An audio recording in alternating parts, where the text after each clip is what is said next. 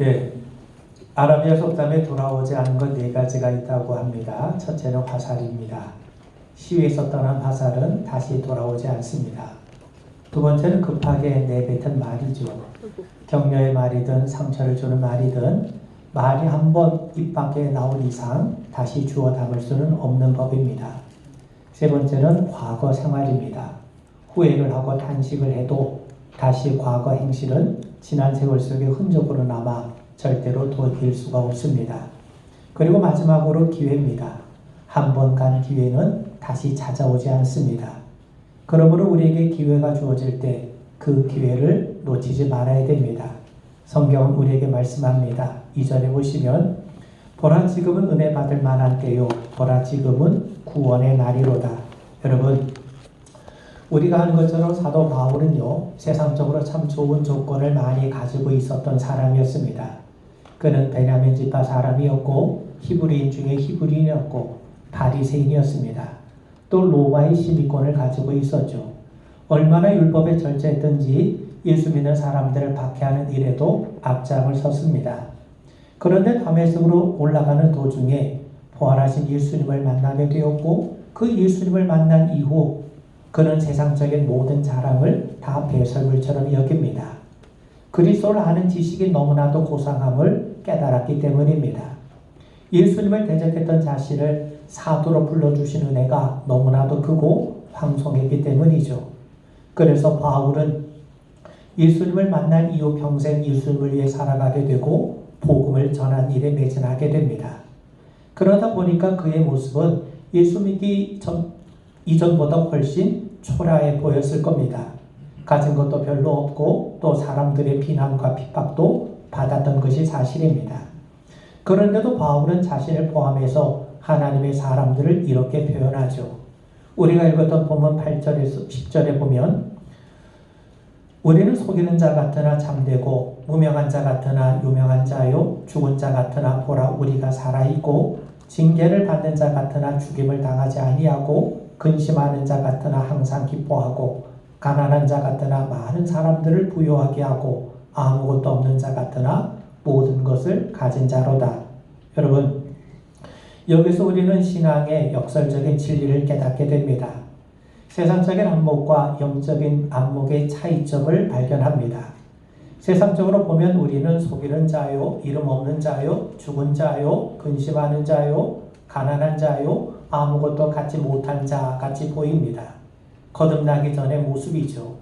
그런데 예수님을 만나 거듭난 이후 바울은 새로운 안목을 갖게 됩니다. 예수님과 함께 하다 보니까 자신야말로 모든 것을 가진 자라고 고백하게 된 것이죠. 그래서 바울은 많은 고난을 겪었음에도 불구하고 그 고난을 영광으로 생각했습니다. 감옥에 갇혀 있음에도 불구하고 불평하지 않고 오히려 감사와 찬양의 제사를 드렸습니다. 그는 약한 데서 강하게 역사하시는 하나님의 역설적인 은혜를 체험했던 것이죠. 그래서 바울은 이제 자신은 아무것도 갖지 못한 상태에 있음에도 불구하고 자신은 모든 것을 가진 자라고 고백할 수 있었던 겁니다. 하나님의 은혜 안에서 자신을 발견할 때만이 가능한 고백인 것이죠. 그렇다면 하나님의 사람은 과연 어떤 사람입니까? 저는 오늘 본문을 통해 세 가지를 여러분들과 함께 나누고자 합니다. 우리가 읽은 본문 1절 2절을 보면 우리가 하나님과 함께 일하는 자로서 너희를 권하노니 하나님의 은혜를 헛되이 받지 말라. 이르시되 내가 은혜 베풀 때 너희에게 듣고 구원의 날에 너를 도왔다 하셨으니 보라 지금은 은혜 받을 만한 때요 보라 지금은 구원의 날이로다. 여기서 우리는요 바울을 나타내기도 하고 동시에 하나님과 함께 일하는 자 곧 우리 성도를 나타냅니다. 성도는 하나님의 부르심을 받은 자요 하나님을 아는 자이죠. 그래서 바울은 하나님의 성도 일꾼된 우리에게 하나님의 은혜를 받으라고 당부하고 있습니다. 왜 그렇습니까? 지금이야말로 은혜 받을 만한 때요 또 지금이야말로 구원의 날이기 때문입니다. 여러분, 우리가 받은 은혜는 실로 엄청난 기적입니다. 그렇다면 우리는 그 은혜에 기뻐하고 감사해야죠. 그리고 은혜 베푸신 분의 깊은 뜻을 헤아릴 줄 알아야 됩니다. 여러분, 은혜라는 게 뭡니까? 하나님의 돌보심이요 하나님의 함께 하심이죠. 내가 아무리 최선을 다한다 할지라도 하나님 함께하지 않으시면 안 됩니다. 하나님 도와주셔야죠. 하나님이 함께 하셔야죠. 그래서 우리는 날마다 은혜를 사모해야 됩니다. 우리가 구원받는 것도 하나님의 은혜요. 또 우리가 이 자리에 모여서 우리 하나님 앞에 예배하게 된 것 역시 하나님의 은혜입니다. 여러분, 그리고 우리는 앞으로도 하나님의 은혜로 살아가게 될 겁니다. 여러분, 하나님의 은혜가 얼마나 풍성합니까? 바다보다 깊고 우주보다 넓은 것이 하나님의 은혜예요. 여러분, 창세기 49장에 보면 야곱이 그의 12아들들을 축복하는 장면이 나오는데 그 아들 가운데 유다에게 준 축복의 내용이 뭐냐면 옷을 포도즙에 빤다는 거예요. 나귀를 포도나무에 냈다는 겁니다. 여러분 생각해 보세요. 옷을 어떻게 포도즙에 빨 수 있겠습니까? 그만큼 포도즙이 넘쳐난다는 거죠. 뿐만 아니라 여러분 나귀 같은 것을 어떻게 포도나무에 맵니까? 전나무나 소나무 그런 나무 든든한 나무에 메어야죠. 그런데 나귀를 포도나무에 맨다는 것은 그 자리가 온통 포도나무 밭이라는 겁니다. 과수원이란 말이죠. 포도원이란 말이죠. 여러분 포도라고 하는 건 이스라엘 백성들에게 주시는 하나님의 은혜의 풍성함을 나타내지 않습니까? 결국 하나님의 은혜의 풍성함을 우리에게 말씀하는 거예요. 그래서 은혜 받을 만한 때다. 지금의 구원의 날이다. 이 말은 지금 하나님께서 우리에게 풍성한 은혜를 예비하시고 그 은혜를 베풀기를 기뻐하신다는 말입니다. 여러분, 지금은 은혜 받을 만한 때입니다. 은혜 받는 것을 사모하시고 은혜 받는 것을 뒤로 미루지 않게 되길 바랍니다. 그런데 바울은 우리에게 말씀하기를 은혜를 받되 헛되이 받지 말라고 말씀해요. 헛되이 받지 말라는 겁니다. 우리가 받은 은혜를 과소평가하지 말라는 것이죠. 왜 은혜가 중요한 것입니까? 하나님이 주신 것이기 때문이에요. 그리고 우리는 그 은혜를 받아야만 제대로 살 수가 있습니다. 그런 의미에서 은혜를 헛되이 받지 말라는 말은 은혜를 소중히 여기라는 겁니다. 여러분, 항아리에 구멍이 나 있으면 아무리 물을 부어도 물이 채워지지 않지 않습니까? 은혜를 하찮게 여기면요, 은혜 귀한 줄 몰라요. 그리고 우리는 그렇다면 우리는 그 있는 은혜까지도 빼앗길지 모릅니다. 여러분, 그런 의미에서 바울은 우리에게 은혜를 헛되이 받지 말라고 해요. 헛되다는 게 뭡니까? 내가 붙들고 있는데 펴보니까 아무것도 없어요. 그게 바로 헛된 거예요. 그러니까 은혜가 있음에도 불구하고 우리가 그 은혜를 맛보지 못하고 우리가 은혜가 있음에도 불구하고 그 은혜를 누리며 살지 못하는 것, 그게 바로 헛된 은혜 아니겠습니까? 그런 차원에서 바울이 은혜를 헛되이 받지 말라는 말은 은혜가 참 귀한 것임을 깨닫고 하나님 내게 베푸신 은혜, 그걸 간직하지만 말고 그 은혜를 받아 그 은혜를 누리며 살라고 우리에게 당부하는 거예요. 여러분, 오스카 와일드라고 하는 작가가 무화적인 단편을 하나 썼어요. 예수님의 은혜를 받은 사람들이 지금 어떻게 살고 있는지 예수님이 직접 찾아가서 만난 사실을 가정해갖고 쓴 글입니다. 예수님이 길을 가시다가 어느 알코올 중독자를 만나셨어요. 어디서 많이 본 듯한 사람이라 예수님이 물었습니다. 우리 혹시 어디서 본 일이 없습니까? 그러자 예, 있지요. 저는 원래 걷지 못한 사람이었는데 주님께서 저를 고쳐주셔서 이렇게 걷게 되었습니다. 그런데 예수님, 내가 걷지 못할 땐 부궐해서 그럭저럭 먹고 살았는데 건강해지고 보니까 아무도 나를 도와주지도 않고 환영해 주지도 않습니다. 그래서 이럭저럭 하다 보니 타락해서 알코올 중독자가 되었다라는 겁니다. 예수님이 또 가시다가 또 한 사람을 만났는데 이 사람은 원래 몸을 파는 여인이었어요. 내가 너를 용서하고 구원했는데 왜 아직도 새로운 삶을 살지 못하느냐? 예수님이 물으세요. 그러자 그녀가 이렇게 대답을 합니다. 물론이지요. 제가 주님으로부터 구원받고 새 사람이 되어서 너무 감사해서 옛 생활을 청산했습니다. 그런데 아무도 거들떠보는 사람도 없고 갈 데도 없고 할 일도 없고 너무나도 외로워서 살 수가 없다는 거예요.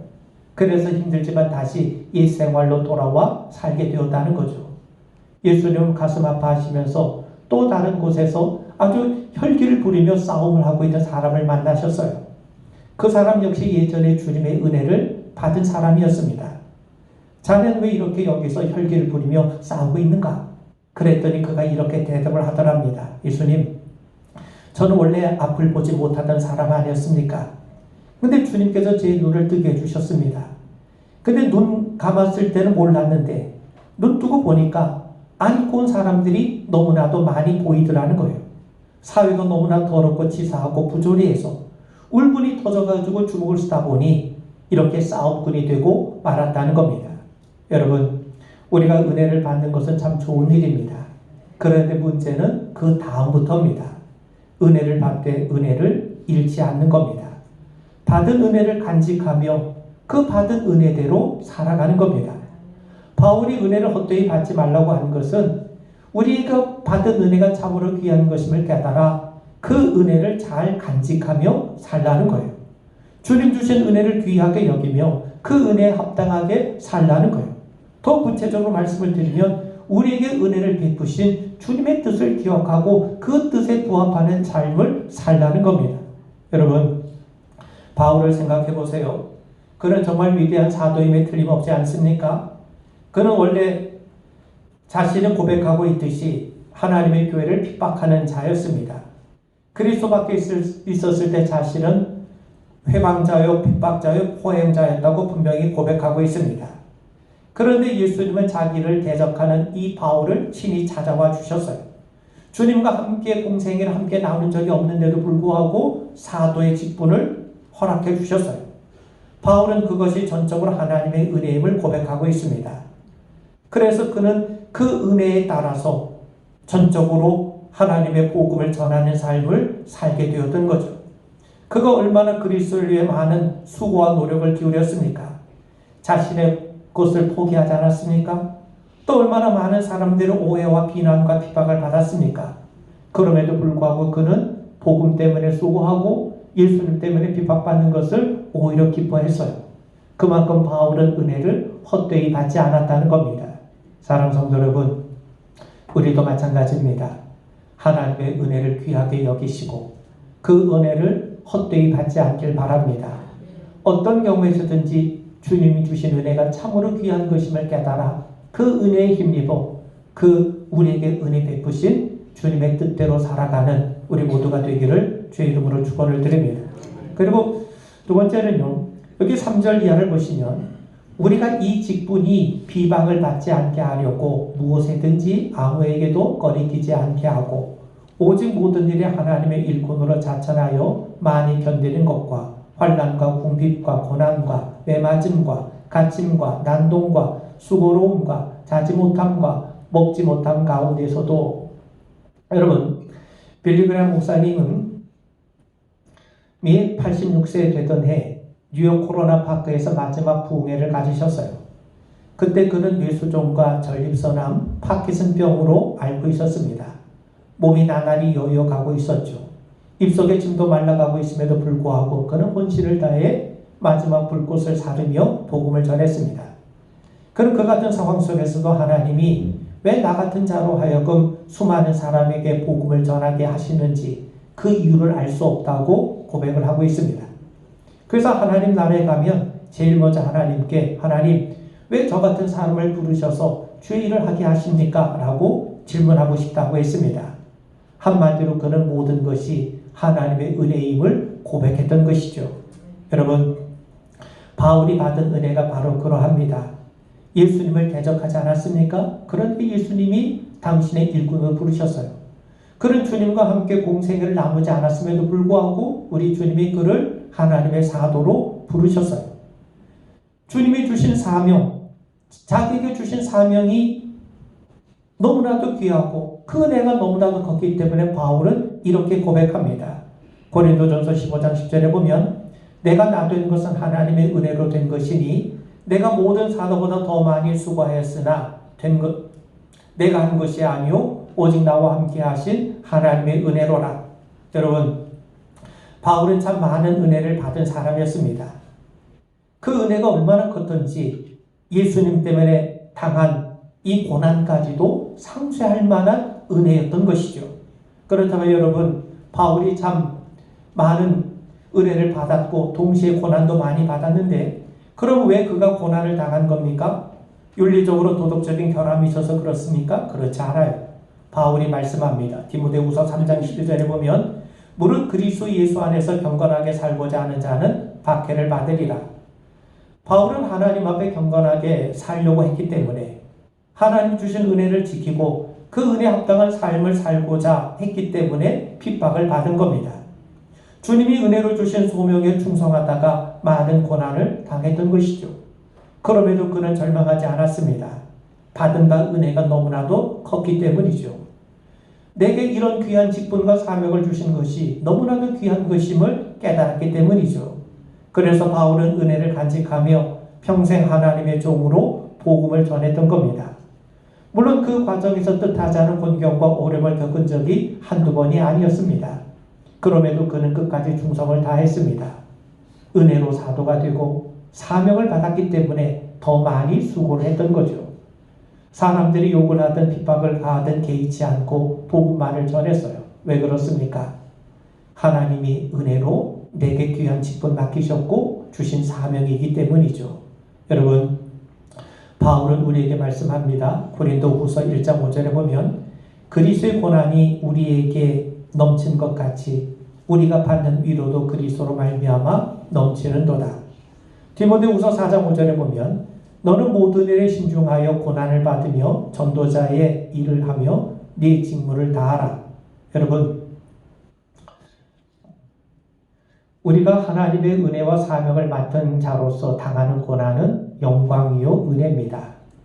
그래서 바울은 복음의 사명을 위해 끝까지 고난을 감내했던 겁니다.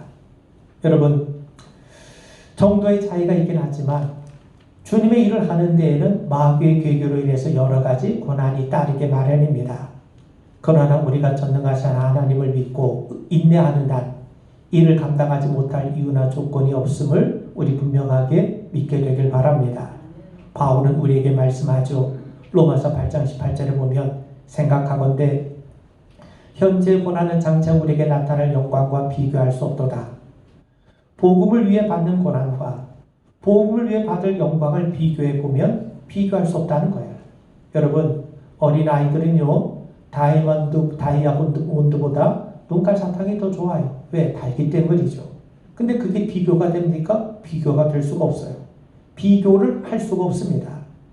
우리가 장차 받을 영광이 그러하다면 고난을 마다할 이유가 어디 있겠습니까? 세상의 일을 위해서도 우리가 고난을 감수하는데 하물며 복음을 위해서 주님을 위해 또 믿음으로 살기 위해 고난을 기꺼이 받아야 마땅하지 않겠습니까? 여러분, 잘 따져보면 우리가 믿음에 충성하다가 믿음으로 살기 위해서 당하는 고난은 사실 하나님의 은혜입니다. 오해와 비난이 따르고 귀찮고 번거롭고 어렵고 힘들더라도 때로 고난이 따더라도 주님이 주신 사명을 우리가 외면하지 않기를 바랍니다. 여러분, 하나님께서 우리에게 은혜를 주셨고 또 하나님께서 우리에게 귀한 직분과 사명도 주셨습니다. 나 같은 죄인에게도 이 귀한 사명 주신 것을 기억하고 감사할 수 있길 바랍니다. 그리고 끝까지 충성할 수 있길 바랍니다. 바울은 우리에게 또 말씀합니다. 로마서 12장 11절에 보면 부지런하여 게으르지 말고 열심을 품고 주를 섬기라. 또 디모데전서 1장 12절에 보면 나를 능하게 하신 그리스도 예수 우리 주께 내가 감사함은 나를 충성되이 여겨 내게 직분을 맡기심이니. 그런 의미에서 여러분, 하나님이 우리에게 은혜를 주셨고 또 하나님께서 거룩한 일에 우리가 함께 참여할 수 있도록 동참할 수 있는 귀한 직분, 소명을 우리에게 주시지 않았습니까? 이것을 귀히 간직하는 여러분 되기를 주의 이름으로 축원을 드립니다. 마지막으로요, 오늘 8절을 말씀해 보면 우리는 속이는 자 같으나 참되며 무명한 자 같으며 유명한 자요 죽은 자 같으나 보라 우리가 살아있고 징계를 받은 자 같으나 죽임을 당하지 아니하고 그리고 아무것도 없는 자 같으나 모든 것을 가진 자로다 라고 고백합니다. 영국의 대부호 캐리에게는 조지와 윌리엄이라고 하는 두 아들이 있었습니다. 두 아들 모두가 유명한 옥스퍼드 대학을 졸업한 수재였고 장래가 촉망이 되는 가문의 영광이었습니다. 형 조지는 돈을 많이 벌었고 국회의원까지 되어서 부와 명예를 크게 떨쳤어요. 반면 동생 윌리엄은 출세할 기회를 다 마다하고 인도 선교사로 지망을 합니다. 가족들이 극구 반대했고 친구들조차도 왜 굴러온 행운과 명예를 저버린 어리석은 결정을 하느냐고 만류를 했습니다. 그런데 오랜 세월이 지난 지금 대형 백과사전에 두 사람을 소개하는 글이 나와 있는데 동생 윌리엄 캐리에 대해서는 무려 한 페이지를 할애해서 그의 생애와 업적을 기록하고 있는 반면에 형 조지에 대해서는 단 한마디로 윌리엄 캐리의 형이라고만 간단하게 소개되어 있다는 겁니다. 동생 윌리엄 캐리는요, 명예를 얻기 위해 선교사로 간 것이 아닙니다. 부와 명예가 보장되는 길보다 그리스도인으로서의 가치 있는 길을 선택했을 뿐입니다. 왜 그렇습니까? 그는 남들이 알지 못하는 은혜를 맛보았기 때문인 것이죠. 여러분, 바울은 많은 핍박 가운데서도 그의 영혼에는 늘 기쁨과 감격이 샘솟듯 흘러넘쳤어요. 하나님 베푸신 은혜를 한시도 잃은 적이 없었습니다. 그러나 세상 사람들은 그 은혜의 신비를 모릅니다. 그래서 그들의 눈에 바울은 무명한 자 같고 아무것도 없는 자 같이 보였습니다. 그런데 바울은 그들의 평가를 중요하게 여겼던 것이 아니라 하나님의 자신을 어떻게 보시느냐 하는 것을 중요하게 여겼어요. 그는 하나님의 은혜 안에서 자신의 가치를 깨달았습니다. 바울은 하나님의 눈으로 보니까, 하나님의 눈으로 자신을 보니까 자신은 그야말로 모든 것을 가진 자임을 깨닫게 된 겁니다. 여러분, 우리는요, 죽은 자 같으나 사는 자입니다. 9절에 보면 죽은 자 같으나 보라 우리가 살아있고 징계를 받는 자 같으나 죽임을 당하지 아니하고. 여러분, 바울도 육체적으로는 죽지 않았습니까? 그리스도인이라고 죽음에서 예외되는 것은 아닙니다. 그런데 예수 믿는 사람은요, 우리가 죄사함을 받고 영생을 얻어요. 세상에선 예수 믿는 것이나 안 믿는 것이나 별 차이가 없다고 오해할 수 있습니다. 그런데 예수님을 믿으면 영생을 얻습니다. 주님을 영접하는 것 자체가 영생을 누리는 겁니다. 그리고 그 영생은 천국에까지 이어지는 것이 분명합니다. 여러분, 사실 바울은 복음으로 인해서 많은 핍박을 받았어요. 죽음을 몸에 짊어지고 다녔습니다. 그러나 그는 죽을 수 있는 분이 몸이 아니었습니다. 복음을 위해 택함을 받은 그릇이었기 때문이죠. 그러므로 날마다 죽는 자 같으나 살아있다고 담대히 고백할 수 있었던 겁니다. 여러분, 기독교의 진리는 역설적이에요. 내가 죽을 때 주님이 더 강하게 역사하십니다. 예수님은 주님을 위해 목숨을 잃는 자는 얻는다고 말씀하세요. 죽는 것이 곧 사는 것이기 때문입니다. 그래서 바울은 날마다 나는 죽노라 했습니다. 왜냐하면 죽는 것이 진정으로 사는 것이기 때문이죠. 그리고 10절에 보면 근심하나 기뻐하는 자입니다. 여러분,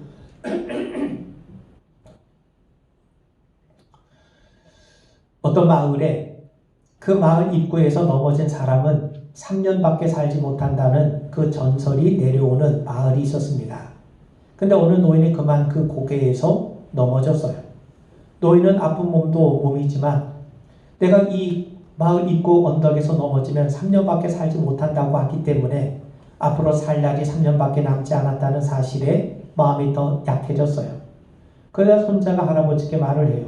할아버지 뭐 그렇게 걱정이세요? 그 고개에 가서 한 번 더 넘어지세요.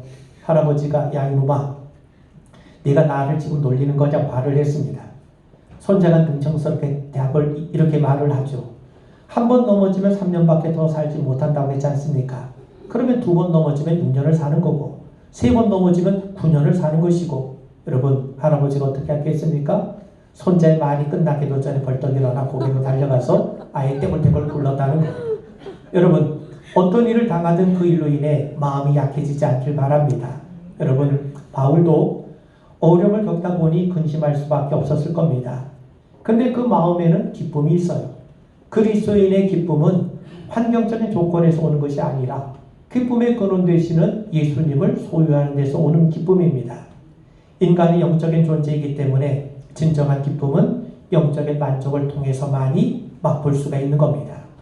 세상의 기쁨이 웅덩이의 물이라면 주님 주시는 기쁨은 샘물과 같습니다. 웅덩이의 물은 마를 수 있어요. 샘물은 항상 솟아납니다.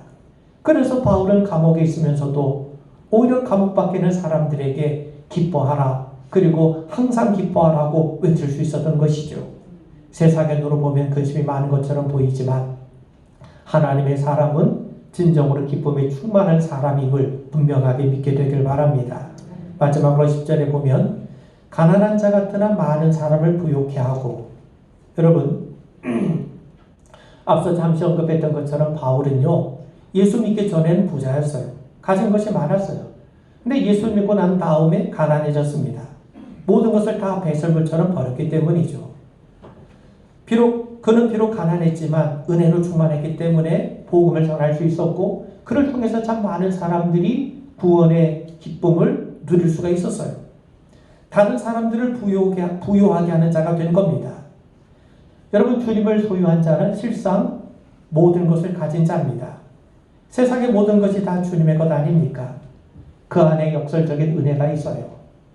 죽음이 생명으로, 근심이 기쁨으로, 가난이 부요로 바뀌는 은혜가 있습니다. 그래서 바울은 자기는 아무것도 갖지 못했음에도 불구하고 모든 것을 가진 자라고 고백할 수 있었던 겁니다. 사랑하는 성도 여러분, 이것이 어찌 바울만의 고백이겠습니까? 우리 모두도 그와 같은 은혜를 누릴 수 있길 바랍니다. 하나님 주신 은혜와 또 주님이 주신 귀한 직분과 사명을 귀하게 여기시고 주 안에서 모든 것을 소유한 자라고 하는 분명한 확신과 감격을 우리가 되찾게 되기를 주님의 이름으로 축원을 드립니다. 이어서 우리